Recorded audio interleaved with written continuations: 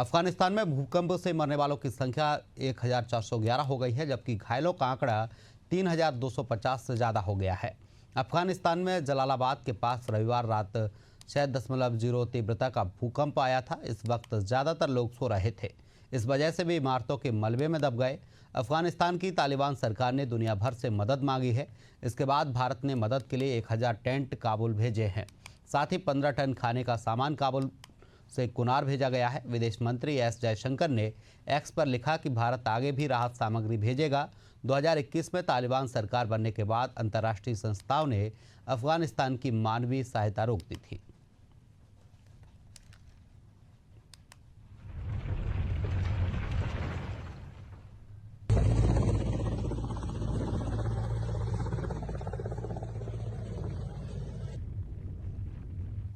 मराठा आरक्षण आंदोलन के नेता मनोज जरांगे ने 5 दिवसीय भूख हड़ताल मंगलवार को खत्म कर दी है। इसके बाद उन्होंने कहा, हम जीत गए हैं, सरकार ने हमारी मांगें मान ली हैं। यह भी कहा कि अगर सरकार आरक्षण की मांगों पर जीआर जारी कर देती है तो आज रात 9 बजे तक मुंबई छोड़ देंगे। उधर बॉम्बे हाईकोर्ट ने जरांगे को अनशन स्थल आज़ाद मैदान पर 30 सितंबर की सुबह तक रुकने की अनुमति दी है। इससे पहले अदालत ने मंगलवार दोपहर 3 बजे तक मैदान खाली करने को कहा था। हाईकोर्ट ने राज्य सरकार को भी फटकार लगाई है। कहा कि प्रशासन ने उसके आदेशों को लागू क्यों नहीं किया, जबरन मैदान खाली कराने के लिए कदम क्यों नहीं उठाए गए। अदालत ने कहा कि अगर बुधवार तक स्थिति में सुधार नहीं हुआ तो वह कड़ा आदेश जारी करेंगे और किसी भी हद तक जाएंगे। पंजाब, हिमाचल, उत्तराखंड, जम्मू कश्मीर, हरियाणा, दिल्ली समेत उत्तर भारत में बारिश जारी है। पंजाब के पठानकोट, फिरोजपुर समेत 12 जिलों में एक हफ्ते से बाढ़ की चपेट है। राज्य में 1312 गांव के 2.56 लाख से ज़्यादा लोग बाढ़ से प्रभावित हैं। अब तक 29 लोगों की मौत हो गई है। भिवानी, हिसार, सिरसा, यमुनानगर, कुरुक्षेत्र और पंचकुला में आज कुछ स्कूलों में छुट्टी कर दी गई है। गुरुग्राम के दफ्तरों में कर्मचारियों को वर्क फ्रॉम होम के आदेश जारी किए गए हैं। उधर दिल्ली में यमुना नदी के खतरे के निशान को पार करने के बाद मंगलवार को ट्रांस यमुना क्षेत्र की कई कॉलोनियां पानी में घुस गई हैं। माफिया कॉलोनियों में पानी घुसा है। वहीं उत्तराखंड के सभी 13 जिलों में स्कूल कॉलेज बंद है। भारी बारिश के कारण चारधाम यात्रा 5 सितंबर तक स्थगित कर दी गई है।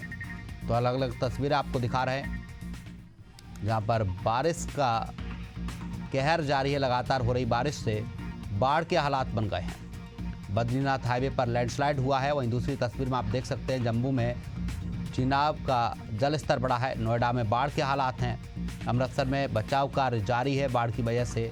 दिल्ली में लोहा पुल बंद किया गया है। गुरुग्राम में जगह जगह जल भराव की स्थिति बनी हुई है।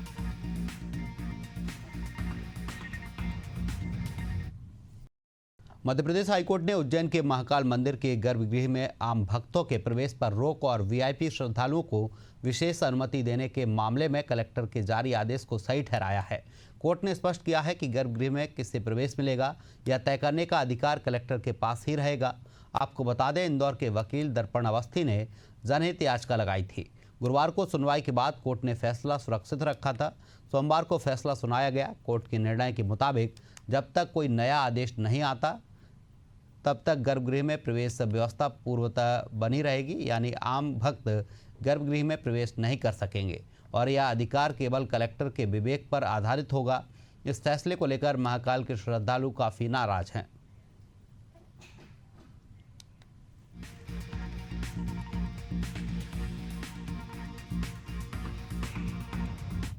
गंजबासौदा में आयोजित जिला स्तरीय जनसुनवाई में कलेक्टर अंशुल गुप्ता ने आवेदकों से सीधा संवाद किया और उनकी समस्याओं को गंभीरता से सुनते हुए संबंधित विभागों को समय सीमा में निस्तारण करने के निर्देश दिए हैं।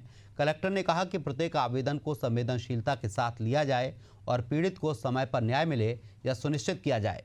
कई मामलों में उन्होंने मौके पर ही अधिकारियों को दिशा निर्देश देते हुए निराकरण की प्रक्रिया शुरू कराई है।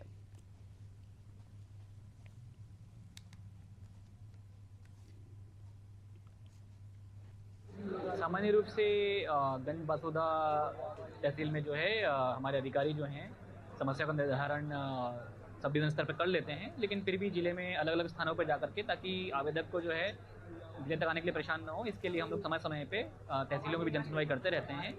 और इसी क्रम में आज बासौदा में सभी जिला स्तरीय अधिकारी आकर के जो है जनसुनवाई का आयोजन किया था और इसमें जो शिकायतें प्राप्त हुई हैं उनका यहीं मौके पर निस्तारण करने का प्रयास है।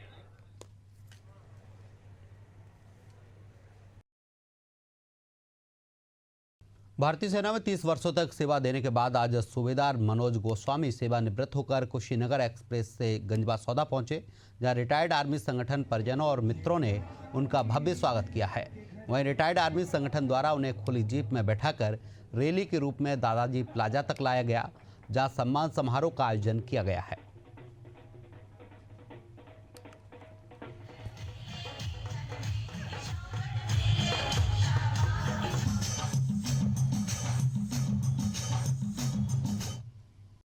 भोपाल के कोलार इलाके में सिरफिरे आशिक ने अपनी प्रेमिका पर धारदार हथियार से हमला किया है। घायल युवती को गंभीर हालत में निजी अस्पताल में भर्ती कराया गया है। बताया जा रहा है कि आरोपी हाल ही में छेड़छाड़ के मामले में जेल से जमानत पर छूट कर आया था। पुलिस ने आरोपी के खिलाफ हत्या के प्रयास का मामला दर्ज कर तलाश शुरू कर दी है।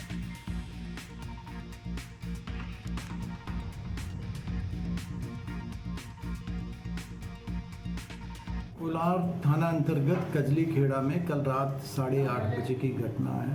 पुलिस को सूचना मिली थी कि एक युवती गंभीर अवस्था में सड़क के किनारे पड़ी है। तत्काल पुलिस मौके पर पहुंची और युवती को पास में ही मेडिकल कॉलेज हॉस्पिटल में भर्ती कराया गया है, जिसका वहां पे इलाज चल रहा है। युवती से प्रारंभिक जानकारी ये प्राप्त हुई है कि सोनू सेन नाम का एक लड़का था, जिसके साथ उसका प्रेम प्रसंग था और कुछ साल पहले वो उसके साथ घर से भागकर गई थी, जिसके संबंध में थाना बैरसिया में अपराध भी पंजीबद्ध हुआ। उसी लड़के ने कल इसको बुलाया था और फिर यहाँ पे कोलार में लाके इसके साथ कोई नुकीली चीज़ संभवतः कैंची से उसके गर्दन पे और कई जगह पे शरीर पे वार किए हैं, जिसका इलाज चल रहा है। बस्तर थाना क्षेत्र के झारतराई गांव में खुड़खुड़ी खिला रहे 2 आरोपियों को पुलिस ने गिरफ्तार किया है। दरअसल पुलिस को सूचना मिली थी कि मुर्गा बाजार में अज्ञात लोग दांव लगा रहे थे, जिसके बाद पुलिस मौके पर पहुंची और आरोपियों को गिरफ्तार किया है। दोनों के पास से 3100 रुपए कैश भी बरामद किया है।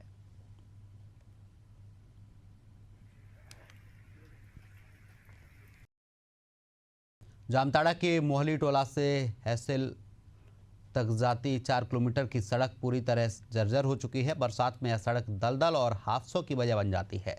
हर जगह बड़े बड़े गड्ढों में पानी भरकर सड़क तालाब जैसी दिखती है।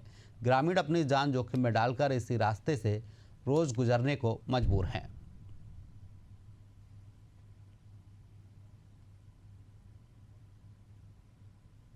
कहना है सर कि ये जो हम लोगों का सड़क है, हम ये का पहले समिति है, पूर्व समिति है, मेरा बीबी समिति है, लेकिन यहाँ का खूब कठिनाई हो रहा है।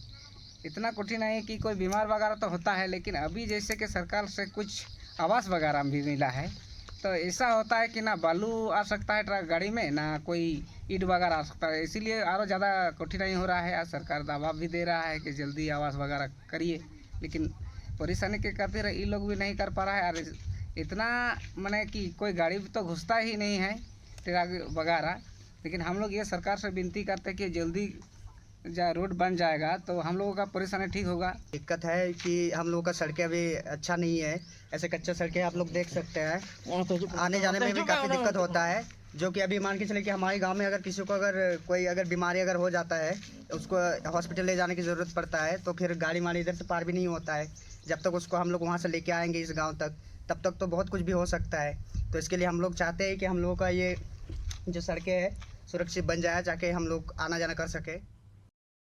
बड़वानी में रोटरी क्लब ऑफ सेंधवा द्वारा सिलदड आशापुरा मंदिर निवासी राधिका रूपेश शर्मा को सिलाई मशीन प्रदान की गई है। राधिका वर्तमान में किसी भी प्रकार की आय से वंचित थी और अपने परिवार का भरण पोषण करने में कठिनाइयों का सामना कर रही थी। उन्होंने रोटरी क्लब में सिलाई मशीन की मांग करते हुए आवेदन दिया था। राधिका की स्थिति को देखते हुए रोटरी क्लब ऑफ सेंधवा के सभी सदस्यों ने सहमति जताई और निर्णय लिया कि उन्हें नई सिलाई मशीन भेंट की जाए, ताकि वे आत्मनिर्भर बन सकें और अपने परिवार का सहारा बन सकें। रोटरी क्लब सेंधवा द्वारा पहले भी 2-3 मशीन सिलाई मशीन दे चुके हैं। सिलाई मशीन देने का उद्देश्य है कि जिसको जीविका के लिए ज़रूरत है उनको देखकर, उनको तलाश कर फिर मशीन दी जाती है, ताकि उनकी जीविका में सहयोग प्राप्त हो। तो आज हमारी ओर से जो ज़रूरतमंद को एक मशीन ज़रूरत थी, तो हम आज दे रहे हैं और आगे भी कोई अगर ज़रूरतमंद दिखेगा तो हम मशीन देते रहेंगे। बुरहानपुर जिले के आलमगंज मालीबाड़ा में गणेश उत्सव समिति ने एक अनूठी अपील की है। उन्होंने देश और प्रदेश में पर्यावरण को नष्ट करने वाले दुश्मनों के खिलाफ मुहिम चलाई है। उनका मानना है कि यदि जंगल कटेंगे तो इंसान, पशु और पक्षी कैसे बचेंगे।